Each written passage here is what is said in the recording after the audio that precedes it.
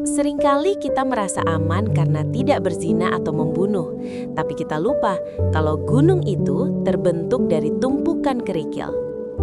Hati-hati, tidak ada dosa yang benar-benar kecil jika dilakukan terus-menerus. Bahkan, hanya dengan berniat untuk melakukannya berkali-kali, ia sudah berubah menjadi dosa besar. Mari kita bongkar mengapa dosa kecil adalah jebakan setan yang paling mematikan. Assalamualaikum warahmatullahi wabarakatuh, sahabat cerita ilmu. Semoga saat menyimak video ini, kita semua dalam keadaan sadar dan waspada terhadap tipu daya nafsu yang seringkali halus dan tak terlihat. Yuk, dukung channel ini dengan like, komen, dan subscribe. Mari kita aminkan doa ini di kolom komentar. Ya Allah, bersihkanlah niatku dari maksiat dan jernihkanlah pikiranku dengan rizki yang halal. Amin. Sahabat cerita ilmu yang saya cintai, pernahkah kalian merenung mengapa seseorang yang sangat berhati-hati saat berjalan di tepi jurang justru bisa terjatuh hanya karena tersandung kerikil kecil di jalan yang rata?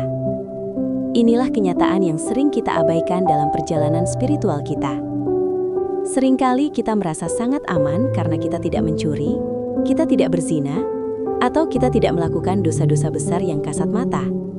Namun, tanpa sadar kita membiarkan lisan kita membicarakan aib orang lain sedikit demi sedikit, atau membiarkan mata kita melihat hal yang tidak halal hanya sekejap saja. Kita sering berkata dalam hati, "Ah, ini cuma dosa kecil." Atau, "Allah kan Maha Pengampun, ini hanya kesalahan sepele." Kalimat inilah yang sebenarnya menjadi racun paling mematikan bagi iman kita. Jika kita kaji lebih dalam, dosa kecil adalah pintu gerbang yang sangat licin.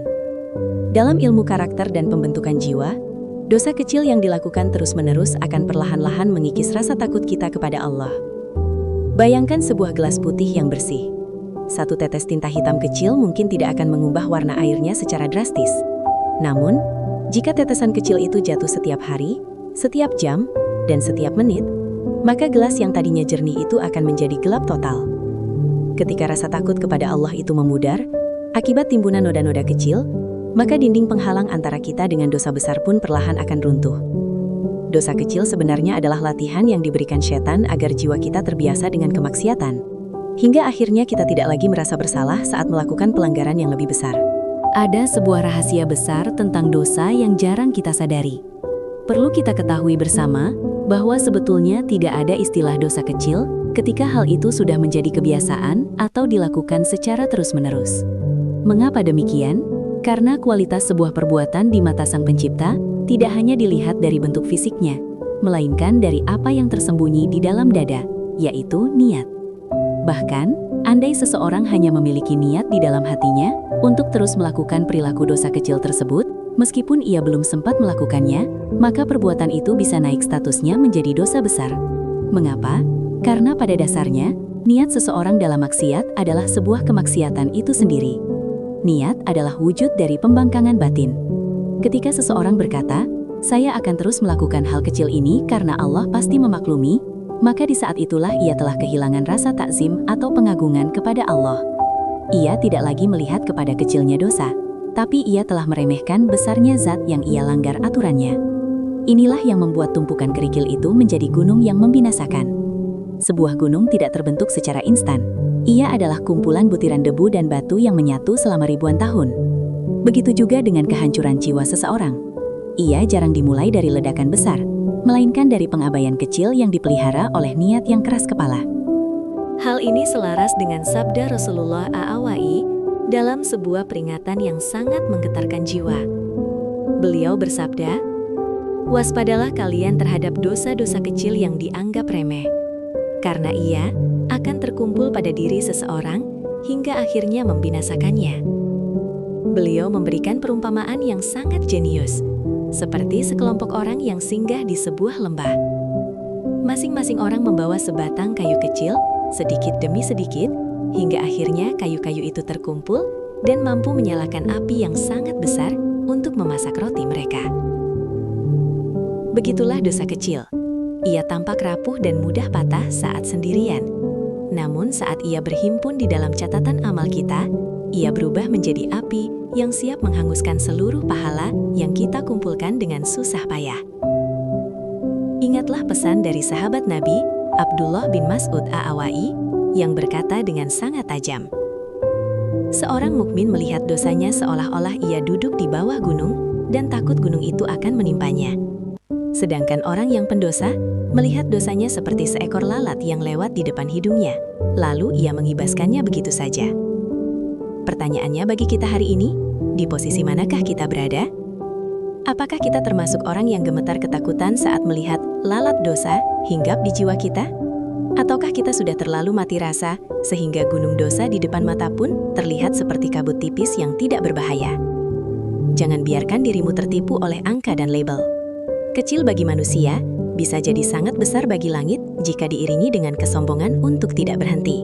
Sahabat cerita ilmu yang dirahmati Allah, jika kita sudah menyadari betapa licinnya jalan yang penuh kerikil dosa kecil itu, maka pertanyaannya adalah, dengan apa kita membentengi diri agar tidak terus tergelincir? Allah yang Maha Mengetahui kelemahan hambanya telah memberikan sebuah teknologi spiritual yang luar biasa, sebuah sistem detoksifikasi otomatis yang bekerja 5 kali dalam sehari. Itulah sholat. Sholat bukan sekedar gerakan fisik yang rutin. Sholat adalah barometer utama kehidupan kita di dunia dan di akhirat kelak.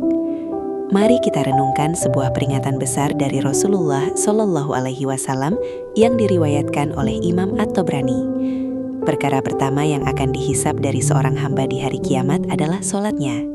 Jika sholatnya baik, maka baiklah seluruh amalnya. Namun jika sholatnya rusak, maka rusaklah seluruh amal lainnya. Kalimat ini adalah kunci, sahabatku. Sholat adalah lokomotif bagi gerbong amal-amal kita yang lain. Jika lokomotifnya benar, maka kejujuran kita, sedekah kita, dan akhlak kita akan ikut benar. Namun jika sholat kita rusak, maka amal-amal lainnya akan ikut berantakan. Mengapa? Karena sholat yang dilakukan dengan benar akan menjadi perisai. Allah SWT menegaskan dalam surah Al-Ankabut ayat 45. Sesungguhnya sholat itu mencegah dari perbuatan keji dan mungkar. Inilah mekanisme pertahanan kita. Sholat yang berkualitas, yang didirikan dengan penuh kesadaran, akan menciptakan frekuensi pelindung di dalam batin. Ia akan membuat hati kita merasa risih dan malu saat akan menyentuh dosa-dosa kecil, karena jiwa kita baru saja menghadap Sang Pencipta. Tanpa sholat yang kuat sebagai pondasi, batin kita akan kehilangan daya saringnya, sehingga kerikil dosa apapun akan dengan mudah masuk dan merusak kesucian hati kita. Setelah kita membentengi diri dengan syalat, mari kita masuk lebih dalam ke pusat kendali seluruh eksistensi kita, hati. Banyak orang sibuk mempercantik wajah, merawat tubuh dengan skincare mahal, dan menjaga penampilan agar dipuji manusia. Namun, mereka lupa bahwa di dalam rongga dada mereka terdapat sebuah mesin utama yang menentukan apakah seluruh hidup mereka akan berakhir bahagia atau celaka. Rasulullah Shallallahu Alaihi Wasallam memberikan sebuah pengumuman besar yang harus kita catat dengan tinta emas di dalam ingatan kita. Ketahuilah bahwa di dalam tubuh terdapat segumpal daging. Jika ia baik, maka baiklah seluruh tubuh itu. Dan jika dia rusak, maka rusaklah seluruh tubuh itu. Ketahuilah bahwa segumpal daging tersebut adalah hati. Hadis riwayat Bukhari dan Muslim. Hati adalah penentu kehidupan kita. Jika hati kita sehat, maka tangan akan ringan bersedekah, kaki akan cepat melangkah ke masjid, dan mata akan terjaga dari pandangan liar. Namun, jika hati itu sudah mulai berkarat karena tumpukan dosa kecil yang kita remehkan, maka Namun, sahabat cerita ilmu, ada satu rahasia yang sering dilewatkan dalam urusan menjaga hati, yaitu apa yang masuk ke perut kita. Kita sering mengira bahwa makanan hanyalah soal nutrisi fisik, soal protein dan karbohidrat. Padahal, dalam Islam, makanan adalah asupan ruhani. Ada hubungan sebab akibat yang sangat nyata antara makanan yang halal dengan kejernihan berpikir seseorang. Orang yang menjaga dirinya dari harta yang haram, orang yang menolak satu suap makanan yang syubhat, ia sebenarnya sedang menjaga bahan bakar pikirannya agar tetap murni. Makanan halal menghasilkan darah yang bersih. Darah yang bersih akan memompa energi ke otak dengan cara yang berkah. Hasilnya, pikiran menjadi jernih, logika menjadi tajam, dan batin menjadi tenang. Sebaliknya, makanan yang didapat dari cara yang salah, dari menipu, dari riba, atau dari hasil meremehkan hak orang lain, akan menjadi polusi bagi jiwa. Rasulullah Shallallahu Alaihi Wasallam memperingatkan bahwa daging yang tumbuh dari sesuatu yang haram, maka api neraka lebih pantas untuknya. Bagaimana mungkin kita mengharapkan ide-ide bijaksana, pikiran yang cemerlang, dan keputusan yang benar, lahir dari energi yang dimurka oleh Allah? Makanan halal adalah rahasia mengapa orang-orang soleh tetap memiliki pikiran yang jernih dan tajam meskipun usia mereka sudah senja. Mereka tidak hanya memberi makan perut, tapi mereka memberi nutrisi bagi akal dan batin mereka dengan keberkahan. Hati yang sakit adalah hati yang kehilangan sensitivitas. Ia tidak lagi merasa pedih saat melakukan salah dan tidak lagi merasa nikmat saat melakukan ibadah. Maka, menjaga hati bukan lagi pilihan, melainkan sebuah kewajiban mutlak jika kita ingin selamat. Sahabat cerita ilmu yang saya banggakan. Setelah kita memahami betapa krusialnya peran sholat sebagai benteng dan makanan sebagai bahan bakar, kita sampai pada sebuah kesimpulan besar. Para ulama terdahulu sangat ketat dalam menjaga apa yang mereka makan, bukan karena mereka takut pada penyakit duniawi, melainkan karena mereka takut pada kematian rasa di dalam hati. Mereka menyadari bahwa kejernihan berpikir dan kemudahan dalam menghafal ilmu, bahkan kemampuan untuk menangkap hikmah di balik setiap kejadian, sangat bergantung pada kehalalan apa yang dikonsumsi. Inilah rahasia besar mengapa banyak orang di zaman sekarang memiliki gelar akademik yang tinggi, memiliki akses informasi yang tak terbatas, namun pikirannya seringkali keruh, bingung, dan mudah terjebak dalam kecemasan. Bisa jadi ada asupan yang salah yang selama ini kita abaikan. Makanan halal bukan hanya soal label, tapi soal integritas. Ketika rezeki yang masuk ke dalam tubuh kita bersih, maka secara otomatis tubuh kita akan mendukung niat-niat baik kita. Pikiran kita akan menjadi tajam dalam membedakan mana yang hak dan mana yang batil. Inilah muara dari kebijaksanaan, yaitu ketika logika pikiran kita selaras dengan cahaya batin kita. Lalu, apa hasil akhir dari penjagaan yang ketat ini? Hasilnya adalah sebuah kondisi yang disebut dengan hati yang tunduk. Bayangkan sebuah tanah yang kering kerontang dan keras, kemudian ia diguyur hujan rahmat hingga menjadi lunak dan subur. Itulah hati yang telah meninggalkan dosa-dosa kecil. Seseorang yang memilih untuk berhenti meremehkan maksiat akan mendapati hatinya memiliki sensitivitas yang luar biasa. Hati yang tunduk adalah hati yang telah merdeka. Ia tidak lagi menjadi budak bagi pengakuan manusia, tidak lagi menjadi tawanan bagi ambisi materi yang semu. Dalam kondisi ini, hati akan sangat mudah menerima nasihat yang baik. Bahkan, sepotong ayat atau satu kalimat hikmah yang sederhana bisa membuatnya bergetar dan meneteskan air mata. Sebaliknya, ia akan memiliki alarm alami yang sangat kuat, sebuah rasa takut yang tulus saat akan melakukan keburukan.